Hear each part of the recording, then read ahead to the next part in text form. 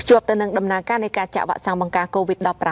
ដើម្បីបង្កើតប្រព័ន្ធភាពស៊ាំក្នុងសហគមន៍ដល់ប្រជាពលរដ្ឋទប់ស្កាត់ការឆ្លងរាលដាល COVID-19 យើងបន្តទៅជួបជាមួយនឹងលោកជំទាវវិជ្ជបណ្ឌិតអាវ៉ាន់ឌិនរដ្ឋលេខាធិការនិងជាអ្នកនាំពាក្យក្រសួងសុខាភិបាលនិងជាប្រធានគណៈកម្មការចំពោះកិច្ចចាក់វ៉ាក់សាំង COVID-19 ក្របខ័ណ្ឌទូទាំងប្រទេសលោកជំទាវវិជ្ជបណ្ឌិតលោកជំទាវជាប្រធានគណៈកម្មការដែលយើងហៅកាត់ថា COVID-19 ដែលទទួលខុសត្រូវទៅលើកិច្ចការងារចាក់វ៉ាក់សាំងជូនទៅដល់ប្រជាពលរដ្ឋថាតើ COVID-19 បានធ្វើកិច្ចការងារសំខាន់អ្វីខ្លះដែរនៅក្នុងការចូលរួមចំណែកមួយទប់ស្កាត់ការឆ្លងរាលដាល COVID-19 តាមរយៈការចាក់វ៉ាក់សាំងជូនទៅដល់ប្រជាពលរដ្ឋដើម្បីបង្កើតប្រព័ន្ធភាពស៊ាំនៅក្នុងសហគមន៍នោះចា៎ខ្ញុំសូមគោរពអនុញ្ញាតជំរាបជូនថាដោយមានការគិតគូរដ៏ខ្ពង់ខ្ពស់ហើយនឹងភាពឆ្លាតវៃរបស់សម្ដេចនាយករដ្ឋមន្ត្រីCOVID-19 នេះបានទទួលនៅទំនុកចិត្តហើយក៏មានការចាត់តាំងផ្ទាល់ដោយសម្ដេចនាយករដ្ឋមន្ត្រីនៅថ្ងៃទី17ខែមីនាឆ្នាំ2021ចា៎ហើយក្រោយពីទទួលបាននៅការចាត់តាំងនេះចា៎COVID-19 បានធ្វើការយ៉ាងសកម្មជាទីបំផុតមិនថាយប់មិនថាថ្ងៃជាបឋមគឺយើងត្រូវគិតគូរអំពីការដាក់ចេញនៅផែនការមេចា៎ហើយនៅក្នុងរយៈពេលដ៏ខ្លីCOVID-19 បានចាត់ចែងរៀបចំអភិវឌ្ឍនៅផែនការមេរបស់ខ្លួនប្រកបដោយជោគជ័យដោយមានការអនុម័តដាក់ចេញឲ្យប្រើប្រាស់ជាផ្លូវការក្រោមការសម្រេចដ៏ខ្ពង់ខ្ពស់របស់សម្ដេចនាយករដ្ឋមន្ត្រីនេះគឺយើងអនុម័តនៅថ្ងៃទីចុងខែមីនាចាឆ្នាំ2021ហើយភ្លាមនោះគឺនៅថ្ងៃទី1ខែមេសាឆ្នាំ2021យើងក៏ចាប់ផ្ដើមដាក់ឲ្យអនុវត្តតែម្ដងអញ្ចឹងរយៈពេលខ្លីដែលយើងធ្វើចាហើយមិនត្រឹមតែប៉ុណ្ណោះគឺយើងបានចាត់ចែងរៀបចំនៅការគ្រប់គ្រងការស្តុកវ៉ាក់សាំងក៏ដូចជាការបែងចែកវ៉ាក់សាំងនេះឲ្យមានភាពកាន់តែគត់មុតឲ្យមានភាពកាន់តែល្អប្រសើរឡើងហើយការដាក់ចេញអនុវត្តនេះក៏យើងត្រូវគិតថាដើម្បីជំរុញឲ្យការអនុវត្តនៅការចាក់វ៉ាក់សាំង COVID-19 នេះឲ្យមានល្បឿនលឿនហើយប្រកបដោយភាពហៅថាទទួលយកបានអញ្ចឹងយើងត្រូវការកម្លាំងចាដើម្បីចូលរួមហើយកម្លាំងចូលរួមនេះដោយមានភាពឈ្លាសវៃរបស់សម្ដេចតេជោដែរលោកបានអនុញ្ញាតឲ្យប្រើប្រាស់ក្នុងបែបជាអន្តរវិស័យចាមានន័យថាគៀងគរនៅកម្លាំងគ្រូពេទ្យផ្សេងដើម្បីឲ្យចូលរួមក្នុងនោះជាការពិតហើយយើងបានប្រើប្រាស់នៅកម្លាំងគ្រូពេទ្យរដ្ឋរបស់យើងហើយក៏ប៉ុន្តែយើងក៏បានប្រើប្រាស់នៅកម្លាំងគ្រូពេទ្យដែលជាយុវជនស្ម័គ្រចិត្តចា៎មានយុវជនស្ម័គ្រចិត្តសម្ដេចតេជោដែលយើងហៅថាធីតាយើងក៏មានយុវជនស្ម័គ្រចិត្តផ្សេងៗទៀតដែលបានចូលរួមចំណែកនៅក្នុងយុទ្ធនាការចាក់វ៉ាក់សាំង COVID-19 ទន្ទឹមនឹងនោះសម្ដេចនាយករដ្ឋមន្ត្រីលោកក៏បានអនុញ្ញាតឲ្យ COVID-19 នេះហៅថាចាត់ចែងរៀបចំដោយមានការសហការគ្នាល្អប្រសើរបំផុតជាមួយនឹងក្រុមគ្រូពេទ្យខាងយោធាខាងកងទ័ពរបស់ក្រសួងការពារជាតិដែលនៅពេលនេះរហូតមកដល់ពេលនេះក្រុមគ្រូពេទ្យកងទ័ពរបស់យើងនេះលោកបានចូលរួមចំណែកយ៉ាងសកម្មនៅក្នុងការងារចាក់វ៉ាក់សាំង COVID-19 ហើយរហូតមកដល់ពេលនេះគឺលោកបានចូលរួមចាក់រហូតដល់ជាង2លាននាក់ឯណោះចានៅក្នុងចំណោមប្រជាពលរដ្ឋបើយើងគិតថានៅក្នុងក្របខ័ណ្ឌ10លាននាក់គឺខាងកងទ័ពនេះលោកបានជួយចាក់ជាង2លាននាក់ហើយចាអញ្ចឹងនេះគឺជាចំណុចសំខាន់ហើយមិនត្រឹមតែប៉ុណ្ណោះយើងក៏បានធ្វើកិច្ចសហការជាមួយនឹងដៃគូរបស់យើងចាទំនោះយើងក៏មានអង្គការសុខភាពពិភពលោកដែលជានិច្ចការយើងតែងតែពិគ្រោះយោបល់មួយចំនួនប៉ុន្តែវាស្ថិតនៅលើម្ចាស់ការរបស់យើងស្ថិតនៅលើភាពជាម្ចាស់របស់យើងហើយជាពិសេសគឺភាពជាអ្នកដឹកនាំដ៏ខ្លាំងក្លារបស់សម្ដេចតេជោនាយករដ្ឋមន្ត្រីចា៎ហើយយើងក៏បានមានការចូលរួមពីវិស័យឯកជនផងដែរចា៎ដើម្បីរុញច្រានការងារចាក់វ៉ាក់សាំង COVID-19 នេះឲ្យមានដំណើរការទៅមុខចា៎ហើយអ្វីដែលខ្ញុំមិនអាចនិយាយថាយើងមិនអាចភ្លេចបានទេទោះបីជាយើងខំចាត់ចែងយ៉ាងណាក៏ដោយ ប៉ុន្តែបើសិនបើមិនមានវ៉ាក់សាំងនៅក្នុងដៃរបស់យើងក៏ការងារចាក់វ៉ាក់សាំងមិនអាចធ្វើទៅកើតដែរចា៎ដូច្នេះហើយបានជាសម្ដេចតេជោនាយករដ្ឋមន្ត្រីក្រុមការដឹកនាំរបស់សម្ដេចផ្ទាល់លោកបានចាត់តាំងឲ្យមានគណៈកម្មការចំពោះកិច្ចលទ្ធកម្មវ៉ាក់សាំង COVID-19 ចា៎ដែលដឹកនាំដោយឯកឧត្តមវង្សសីវិសុទ្ធរដ្ឋលេខាធិការប្រតិភូរដ្ឋមន្ត្រីប្រតិភូអមនាយករដ្ឋមន្ត្រីផងហើយលោកក៏ជារដ្ឋលេខាធិការប្រចាំការនៃក្រសួងសេដ្ឋកិច្ចហិរញ្ញវត្ថុហើយនៅក្នុងនោះការដែលខិតខំដើម្បីស្វែងរកវ៉ាក់សាំងឲ្យមាននៅក្នុងដៃរបស់យើងដើម្បីឲ្យកបក19មានលទ្ធភាពនៅក្នុងការប្រើប្រាស់វ៉ាក់សាំងនេះចាក់ជូនទៅដល់បងប្អូនប្រជាពលរដ្ឋចំណុចមួយទៀតដែលសំខាន់ដែរនោះគឺការចូលរួមរបស់បងប្អូនប្រជាពលរដ្ឋផ្ទាល់តែម្ដងបើសិនបើយើងមានយន្តការយើងមានយុទ្ធសាស្ត្រយើងមានអីហើយតែបើបងប្អូនប្រជាពលរដ្ឋលោកមិនចូលរួមក៏យើងមានផលលំបាកដែរតែនៅទីនេះយើងសង្កេតឃើញថានៅកម្ពុជារបស់យើងជាដំបូងឡើងមានមតិជាច្រើនជាពិសេសមតិអន្តរជាតិគេលើកឡើងថាកម្ពុជាប្រហែលជាពិបាកហើយដោយសារភាពភ័យខ្លាចនៃការទទួលយកនៅវ៉ាក់សាំង COVID-19 អញ្ចឹងអ្វីដែលកូវីដ -19 ត្រូវតែធ្វើជាចាំបាច់នៅពេលនោះជាពិសេសខ្លួនខ្ញុំតតែម្ដងត្រូវតែខិតខំធ្វើម៉េចបញ្យល់ទៅដល់បងប្អូនប្រជាពលរដ្ឋអំពីអត្ថប្រយោជន៍ហើយនឹងហេតុអីបានជាយើងត្រូវការចាក់វ៉ាក់សាំង COVID-19 អញ្ចឹងយើងធ្វើបែបនេះដើម្បីឲ្យមានការយល់ដឹងហើយកាត់បន្ថយឲ្យបានជាអតិបរមានៅភាពមន្ទិលសង្ស័យក៏ដូចជាភាពមិនច្បាស់លាស់នៃការទទួលយកវ៉ាក់សាំងផ្ទុយទៅវិញយើងសង្កេតឃើញថាបន្ទាប់ពីនេះភាពហៅថាបើភាសាអង់គ្លេសគេថា vaccine hesitancy ប៉ុន្តែឥឡូវនេះយើងមិនមានហៅថាបញ្ហារឿងភ័យខ្លាចក្នុងការទទួលយកវ៉ាក់សាំងនោះទេភាពញញើតញញើមនៅក្នុងការទទួលយកវ៉ាក់សាំងនោះទេផ្ទុយទៅវិញអ្វីដែលយើងប្រឈមគឺប្រជាពលរដ្ឋលោកចង់បានវ៉ាក់សាំងច្រើនលើសលប់ចាជាការពិតចានៅពេលដែលយើងដាក់ចេញនៅការយុទ្ធនាការចាក់វ៉ាក់សាំងបងប្អូនយើងគឺនាំគ្នាមកលើសពីចំនួនដែលយើងបានអំពាវនាវឲ្យគាត់អញ្ជើញមកទៅតាមថ្ងៃនីមួយៗចាអញ្ចឹងជា challenge មួយ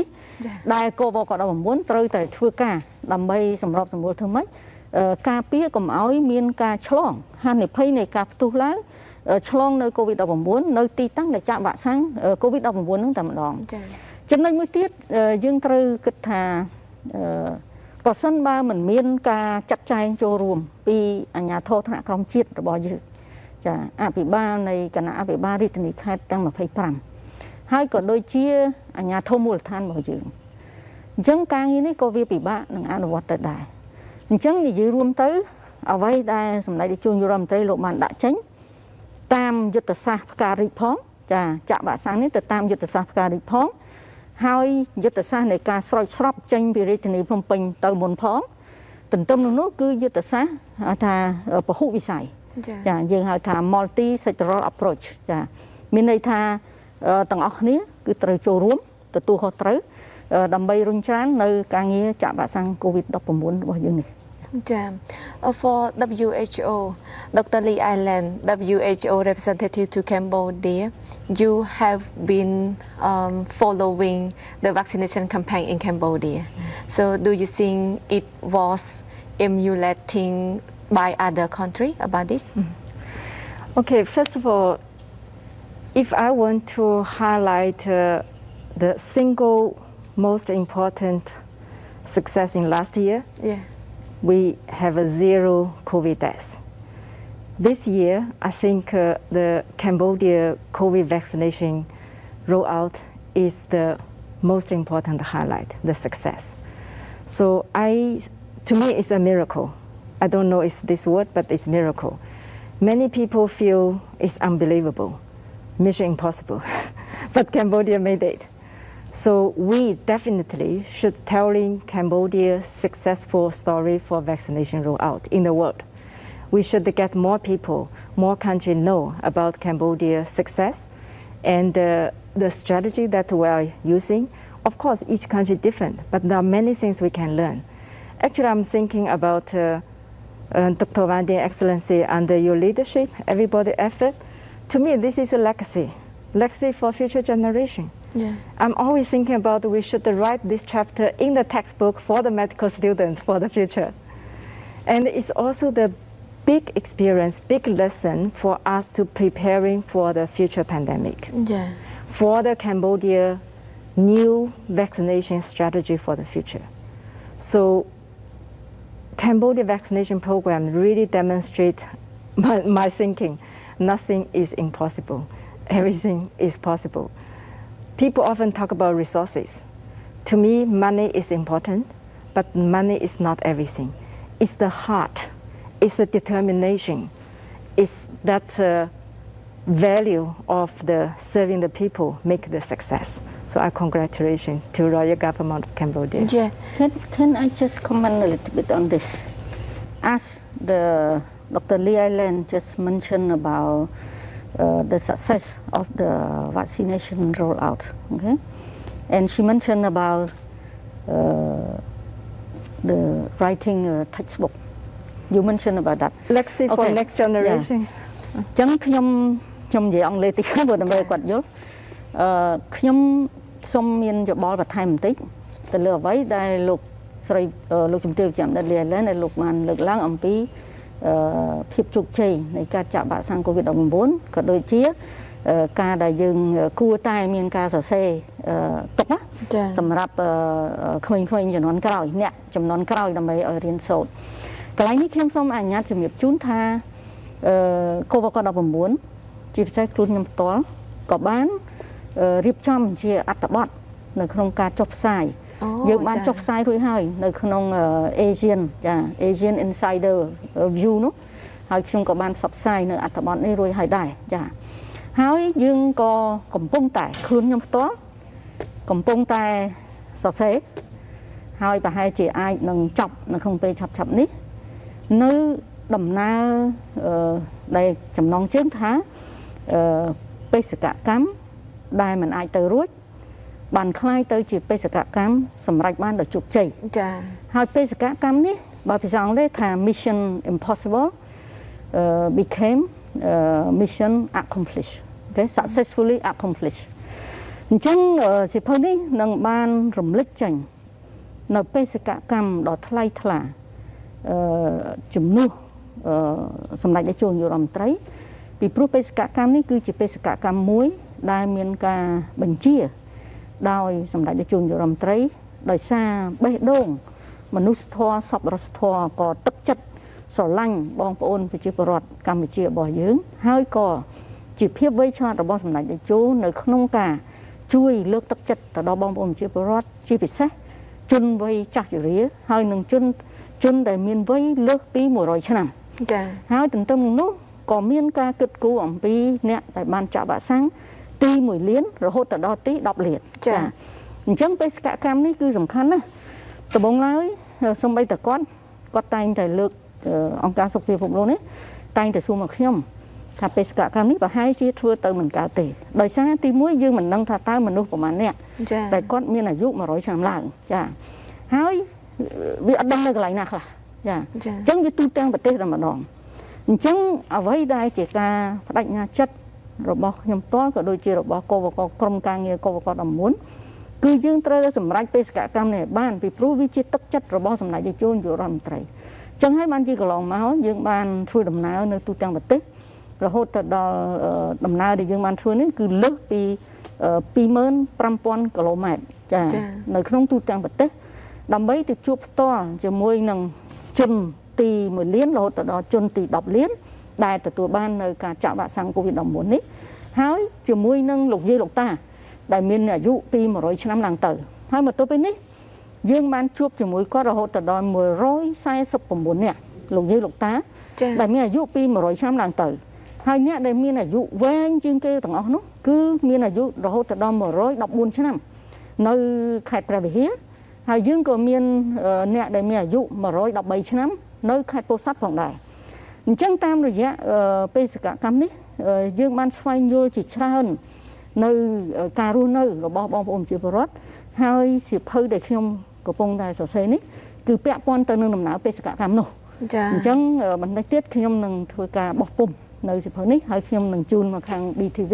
ដើម្បីជាការអានផងដែរ ចាអរគុណលោកជំទាវដែលបានបញ្ជាក់អំពីចំណុចនេះហើយមិញក៏ខាងតំណាងអង្គការសុខភាពពិភពលោកបានបញ្ជាក់អំពីភាពជោគជ័យរបស់កម្ពុជាលើការចាក់វ៉ាក់សាំងអញ្ចឹងនេះខ្ញុំចង់បន្តសំណួរទៅកាន់លោកស្រីវិជ្ជបណ្ឌិត Lee Island បន្តទៀត Dr. Lee just now you mentioned about the successful rollout vaccination in Cambodia so for WHO what factor do you think that Cambodia have led to successful in vaccination program? This is an excellent question. This is an important question for the future as well. I am sure everybody has their own thinking and has their own answer. But me, on behalf of WHO, I would like to highlight 3 most important successful factors. First, thinking ahead and the decisive leadership. Second, amazing people in Cambodia, like you all. And the third one, effective partnership. Let me explain a little bit more. First one, thinking ahead and decisive leadership. This is one of the most important factors to me. Cambodia has already thinking about vaccination as a strategy, even before we have a vaccines. Yeah. And Cambodia always thinking about a few steps ahead, what may come, what I should plan today. Then, most important, decisive leadership. You know, when you have the big emergency, you need a chief commander. Yeah. We have very chief commander SPM to make a serious decision. Because managing infection diseases like COVID-19 is about a serious risk-based decision. Get decision right, then things will be moving. Yeah. 2 examples. The first one, I think establish this type of the committee. We call the Committee for the Vaccine Procurement, Committee for the Vaccine Rollout. And within this one, Cambodia made the decision to not wait, but activate multiple channels of the vaccine supply. Government procurement, donation, then COVAX, of course, WHO part of COVAX. Yeah. And Cambodia never have the situation where we have a shortage of a vaccine. This is extraordinary achievement, amazing. And vaccine rollout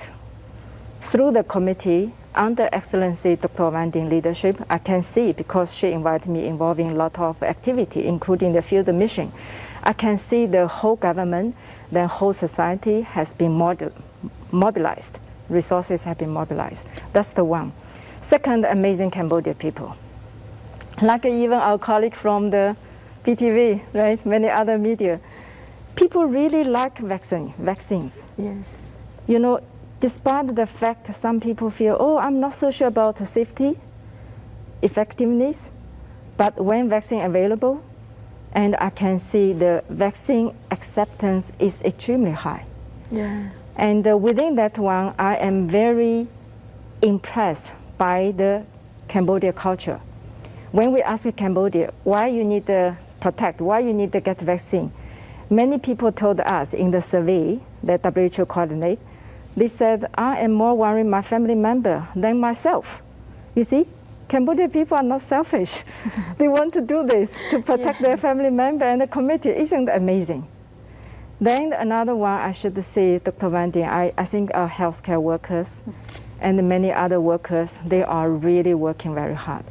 They are getting tired, but they never give up. I really want to pay respect to them. That's the amazing Cambodia. Of course, last one, effective partnership. Cambodia always open for collaboration,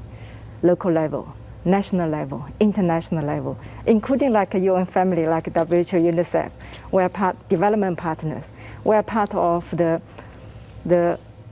effort, but under the coordination and the leadership of the Royal Government of Cambodia.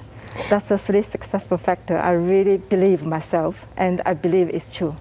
Yes, thank Dr. Lee that mentioned about this, and you also observe what the Cambodia do during the vaccination campaign, and then you also see about the successful rollout vaccination in Cambodia. Including journalists. You have no hesitation, you get the vaccine, I know that. Yeah. Very good. I also got Very good. Already complete third dose. Excellent. Yeah. Yeah. Make sure that your parents, elderly, pregnant women, other people really getting protected. And even we have a new variant like Omicron,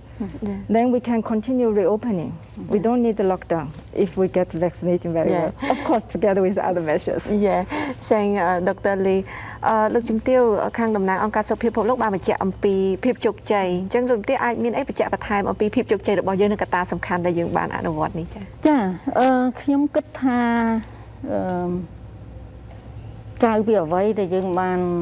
លើកឡើងទាំងខ្ញុំទាំងលោកជំទាវចាំដិតលីអេឡែនតំណាងអង្គការសុខភាពពិភពលោកនេះវាគឺជាតថភាពពិតប្រាកដតថភាពជាក់ស្ដែងចា៎ប៉ុន្តែអ្វីដែលខ្ញុំចង់រំលឹកហើយរំលឹកទៀតទោះបីជាយ៉ាងណាក៏ដោយខ្ញុំគិតថាវត្តមានដ៏ពងពោះរបស់សម្ដេចតេជោនាយករដ្ឋមន្ត្រីនៅក្នុងយុទ្ធនាការចាក់វ៉ាក់សាំងក្តីឬក៏នៅក្នុងការចាត់ចែងគ្រប់គ្រងឆ្លើយតបជំងឺ COVID-19 នៅទូទាំងប្រទេសនេះគឺមិនអាចខ្វះបានទេចា៎ប្រសិនបើយើងមិនមានអ្នកដឹកនាំប្រកបដោយទឹកចិត្តសប្បុរសធម៌ពិតប្រាកដដែលយើងឃើញថា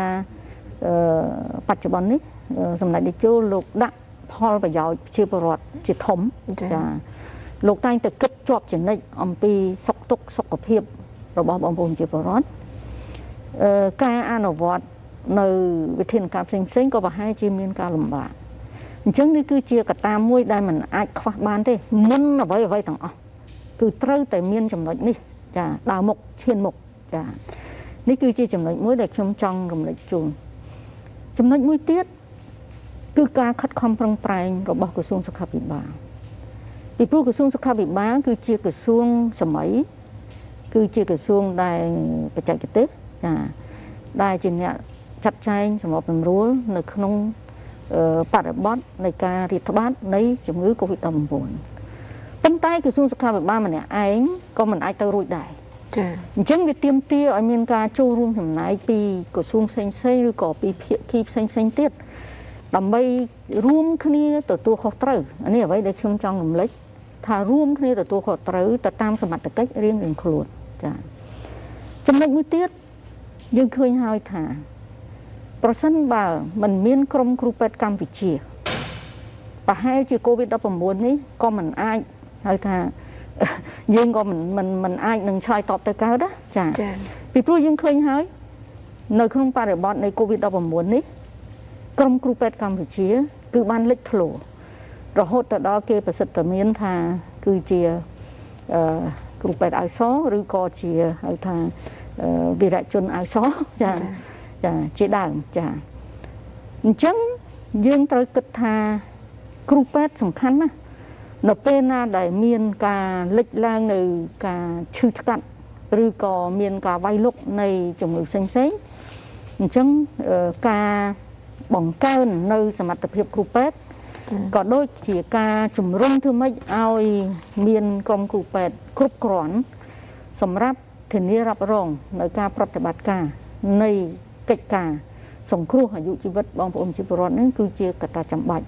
អញ្ចឹងក្នុងជាឱកាសនេះខ្ញុំសូមថ្លែងអំណរគុណយ៉ាងជ្រាលជ្រៅចំពោះក្រុមគ្រូពេទ្យយើងទាំងអស់ដែលលោកបានលះបង់យើងដឹងហើយនៅក្នុង COVID-19 អត់បានសម្រាប់ទេគ្រូពេទ្យយើងមួយចំនួនធំគេថាលះបង់គ្រួសារគាត់គិតអំពីជួយសង្គ្រោះពីព្រោះកាលណាគាត់មកធ្វើការជាមួយអ្នក COVID ក៏អត់បានទៅផ្ទះសម្បែងទេព្រោះគាត់ត្រូវធ្វើចាត់តាលេខត្រូវអីចឹងដល់ពេលចប់ចាត់តាលេខដល់វិញត្រូវមកមើលអ្នកជំងឺ COVID ទៀតហើយចាអញ្ចឹងការដែលគាត់លះបង់នៅក្រុមគ្រួសាររបស់គាត់ដើម្បីបងប្អូនជាពលរដ្ឋគឺធំធេងណាស់អញ្ចឹងឡើយនេះខ្ញុំសូមថ្លែងអំណរគុណជាទីបំផុតចំពោះក្រុមគ្រូពេទ្យរបស់យើងទាំងអស់ចាហើយចំណុចចុងក្រោយដែលខ្ញុំចង់លើកគឺការចូលរួមរបស់បងប្អូនជាពលរដ្ឋខ្ញុំរំលឹកខ្ញុំបាននិយាយដើមបន្តិចហើយក៏ប៉ុន្តែខ្ញុំចង់រំលឹកនៅពេលនេះទៀតថា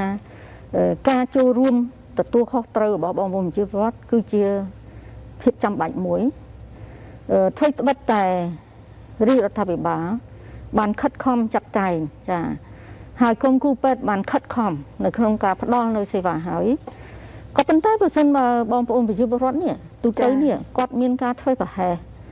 គាត់មិនអនុវត្តទៅតាមវិធានការ ចឹងអាការរដ្ឋបាលនេះមាននៅតែទៅទៀតប៉ុន្តែនេះដោយសារបងប្អូនប្រជាពលរដ្ឋរបស់យើងលោកគោរពទៅតាមការណែនាំរបស់ប្រមុខរដ្ឋាភិបាលលោកអនុវត្តទៅតាមវិធានការសុខាភិបាលបានល្អប្រសើរដូច្នេះហើយនិយាយជារួមថាទាំងអស់គ្នាអត់មាននរណាម្នាក់ទេគេថាទាំងអស់គ្នារួមគ្នានៅក្រោមដំបូលសន្តិភាពរបស់យើងក្រោមការដឹកនាំដ៏រឹងមាំក្នុងការដឹកនាំប្រកបដោយគតិបណ្ឌិតនិងភាពឆ្លៀវវៃរបស់សម្ដេចអគ្គមហាសេនាបតីតេជោហ៊ុនសែននាយករដ្ឋមន្ត្រីនៃរាជាណាចក្រកម្ពុជារបស់យើងនេះដែលធ្វើឲ្យកម្ពុជាបានគ្រប់គ្រងនៅស្ថានភាព COVID-19 បានល្អប្រសើររួមទាំងការគ្រប់គ្រងរួមទាំងការងារចាក់វ៉ាក់សាំង COVID-19 នេះដែលធ្វើឲ្យយើងទាំងអស់គ្នា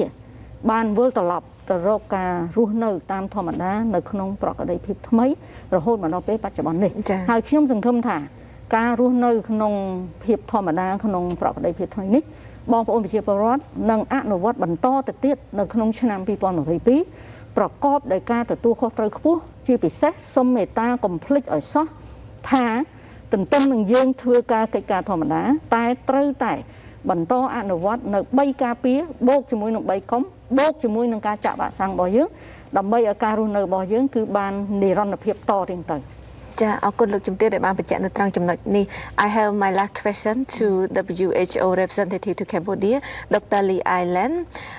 last year in new normal 2021 we are done now so what the new normal 2022 Absolutely important question we have not done yet new normal so if I may say year 2022 next year will be shift from the new normal to new future. Yeah. I'm looking forward to have the Cambodia new success 2022. Yeah. 2020, 0 deaths. 2021, COVID vaccine saved many people, many lives. Then the next one I hope can go to new future. So this is a very important question. When you're asking me, I'm thinking, yes, what the next year will look like? We cannot predict because there's still a lot of uncertainties. But from the pandemic perspective, we still possibly have to prepare two scenarios. The first scenario is the making COVID diseases as endemic diseases. Then we leave it. And the vaccination will become the continuing program, hand washing, all this have to be continued, live with the new normal. Second one is something we are worried. It's not impossible, but I hope not. Yeah. That's a new pandemic within the current pandemic. Because virus continue changing, be remember, not only COVID, we have many other viruses still actively circulating in the different places. So that's how we say, in short, we should continue our current measures, including individual measures. That's part of new normal, we need to continue. New future means it's the year of the opportunity. I mentioned that. To take this COVID as opportunity to transforming our society and including healthcare system, digitalization, the way of living, the way of working. I think that's the new future. We need to learn about that so that our life, when you retrospectively do our reflection, our life has no regret. Allow me to take this opportunity to express my appreciation to the Royal of Government of Cambodia, in particularly the Excellency Health Minister and the Secretary of State, and the many colleagues, including local public health directors, that I myself and my team have been working with them. We are like a same family member. We are very proud to be Cambodia. Because of travel restriction, I cannot go to my home country. So again, Cambodia is my home right now. Thank you very much. Thank you, Dr. Lee Island, for your advice and talking about the new normal in 2022. Yeah. Thank you. នេះខ្ញុំមានសំណួរចុងក្រោយដែរទៅកាន់លោកជំទាវ វិជ្ជបណ្ឌិត អវឌិន លោកជំទាវមានអ្វីដែលជាសារបន្ថែមទៀតជាការណែនាំទៅដល់ប្រជាពលរដ្ឋសម្រាប់ការត្រៀមខ្លួននៅក្នុងឆ្នាំ2022ខាងមុខចា៎ ចាចុងក្រោយនេះខ្ញុំសូមធ្វើការអំពាវនាវដល់ទទូចទៅដល់បងប្អូនប្រជាពលរដ្ឋទាំងអស់ចាទន្ទឹមនឹងពេលដែលយើងកំពុងតែមានអំណរសាទរនៅឆ្នាំថ្មីសកលដែលចិត្ត ឈានមកដល់ហើយនេះហើយនៅថ្ងៃទី1ខែមករាឆ្នាំ2022ចាហើយយើងក៏បានហៅថាមានចិត្តសប្បាយរីករាយទាំងអស់គ្នាដែរដោយយើងមានសម្ដេចតេជោនាយរដ្ឋមន្ត្រីជាទីបង្អែកដ៏រឹងមាំនៅក្នុងការដឹកនាំប្រយុទ្ធឆាំងជាមួយនឹង COVID-19 ដែលធ្វើឲ្យស្ថានភាពរបស់យើងនេះគឺថាមានការវិវត្តទៅរកភាពល្អប្រសើរក៏ប៉ុន្តែសូមបងប្អូនយើងលោកកុំធ្វេសប្រហែសនេះគឺជាចំណុចសំខាន់ណាចាការធ្វេសប្រហែសរបស់យើងវានឹងអាចឈានចូលទៅដល់ការហៅថាមហន្តរាយសុខភាពសាធារណៈដែលយើងពិបាកនឹងឆ្លើយតបហើយក៏ដូចជាពិបាកនៅក្នុងការរស់នៅជាប្រចាំថ្ងៃរបស់យើងដូចជាបានឆ្លងកាត់រួចមកហើយវាជាបទពិសោធន៍វាជាមេរៀនសម្រាប់យើងទាំងអស់គ្នាហើយខ្ញុំយល់ថាមិនមានបងប្អូនណាដែលលោកចង់ឆ្លងកាត់នៅស្ថានភាពបែបនោះទៀតទេអញ្ចឹងដើម្បីកុំឲ្យយើងឆ្លងកាត់នៅផលលំបាកទាំងនោះទៀតវិធីសាស្ត្រដែលមានគឺមានតែការពារខ្លួនយើងកុំឲ្យមានការឆ្លងពីព្រោះតែកាលណាមានការឆ្លងពីបុគ្គលមួយហើយបុគ្គលនោះគាត់មិនបានអនុវត្តនៅវិធានការការពារបានត្រឹមត្រូវអញ្ចឹងvirus ដែលនៅក្នុងខ្លួនគាត់នេះខ្ញុំនិយាយនេះមិនចាំបាច់តែ COVID-19 ទេជំងឺអីក៏ដោយជំងឺឆ្លងអីក៏ដោយដែលវានឹងអាចកើតមានឡើងនៅក្នុងពេលខាងមុខនេះអញ្ចឹងវានឹងឆ្លងបន្តពីបុគ្គលនេះទៅអ្នកដទៃហើយបើសិនបើបុគ្គលនោះគាត់មិនការពារទៀតអញ្ចឹងវាឆ្លងបន្តគ្នាចាអញ្ចឹងវាឆ្លងពីបុគ្គលទៅក្រុមគ្រួសារជាបឋមចេញពីក្រុមគ្រួសារចូលទៅក្នុងសហគមន៍ចេញពីសហគមន៍មួយចូលទៅក្នុងសហគមន៍មួយទៀតអញ្ចឹងវានឹងកើតទៅជាទ្រង់ទ្រីធំដែលវាជាការប៉ះពាល់ហើយដែលតម្រូវចាំបាច់ឲ្យយើងត្រូវតែបិទគប់ត្រូវតែធ្វើនេះត្រូវតែធ្វើនោះទៀតហើយចាអញ្ចឹងឡើយនេះចំណុចសំខាន់ណាគឺការទទួលខុសត្រូវរបស់យើងទាំងអស់គ្នានៅក្នុងការទប់ស្កាត់ការផ្ទុះចេញឬក៏ការរាតត្បាតនៃជំងឺឆ្លងខ្ញុំប្រើពាក្យជំងឺឆ្លងទេចាក្នុងហ្នឹងក៏មាន COVID-19 ព្រោះយើងក៏មិនត្រូវភ្លេចថា COVID-19 នេះវាអត់ទាន់ចេញទៅណាឆ្ងាយពីយើងទេចាគឺវារស់នៅជាមួយយើងអញ្ចឹងយើងត្រូវតែបន្តនៅផ្លូវរបស់យើងដោយយើងរស់នៅធម្មតាតែយើងត្រូវតែបង្កើននៅការប្រុងប្រយ័ត្នរបស់យើងជាប់ជានិច្ចនៅក្នុងឆ្នាំ2022ហើយជាពិសេសទៅទៀតនោះគឺសូមឲ្យបងប្អូនមានការកែប្រែនៅអិរិយាបថទំនៀមទម្លាប់របស់យើងពីព្រោះមុននឹងមាន COVID-19 ការរស់នៅរបស់យើងមានបែបមួយចាប៉ុន្តែក្រោយពីយើងរៀនសូត្រពី COVID-19 អញ្ចឹងការបង្កើននៅការយកចិត្តទុកដាក់អំពីការថែទាំសុខភាពរបស់បុគ្គលនីមួយៗត្រូវតែគិតគូរទាំងអស់គ្នាហើយចាពីព្រោះដើម្បីកុំឲ្យមានផលប៉ះពាល់ធំទៅដល់គ្រួសារពីព្រោះអ្នកខ្លះកាលណាវាប៉ះពាល់ទៅដល់មេគ្រួសារអញ្ចឹងទៅគ្រួសារនោះពឹងផ្អែកទៅលើតែមេគ្រួសារអញ្ចឹងវាបាត់បង់នៅហៅថាប្រាក់ចំណូលនៅក្នុងគ្រួសារអញ្ចឹងវាធ្វើឲ្យក្រុមគ្រួសារនោះគាត់នឹងមានការលំបាកនៅក្នុងការរស់នៅប្រចាំថ្ងៃរបស់គាត់អញ្ចឹងដូច្នេះហើយជាការសំខាន់ណាស់យើងត្រូវតែបន្តទាំងអស់គ្នាទាំងខ្ញុំក៏អញ្ចឹងដែរយើងត្រូវតែបន្តដើម្បីការពារខ្លួនយើងឲ្យមានសុខភាពល្អបរិបូរណ៍ទិសដៅរបស់យើងគឺយើងឲ្យសុខភាពយើងល្អហើយឲ្យការរស់នៅអាយុការរស់នៅរបស់យើងនេះឲ្យមានអាយុកាន់ទៅវែងតទៅដោយលោកតាលោកយាយដែលគាត់មានអាយុ113 114ឬក៏100ឆ្នាំឡើងអីចឹងចា៎ចាសូមគោរពអរគុណលោកជំទាវវិជ្ជបណ្ឌិតអាវ៉ាន់ឌិនដែលជារដ្ឋលេខាធិការនិងជាអ្នកនាំពាក្យក្រសួងសុខាភិបាលនិងជាប្រធានគណៈកម្មការចំពោះកិច្ចចាក់វ៉ាក់សាំង COVID-19 ក្របខ័ណ្ឌទូទាំងប្រទេសដែលបានចំណាយពេលវេលានៅក្នុងព្រឹត្តិការណ៍សំខាន់ប្រចាំឆ្នាំ2021របស់ទូត BTV សង្ឃឹមថាឱកាសក្រោយនឹងបានជួបគ្នាជាបន្តទៀត Thank you also to Dr. Lee Island for joining us today. See you next year. Thank you very much. Thank you.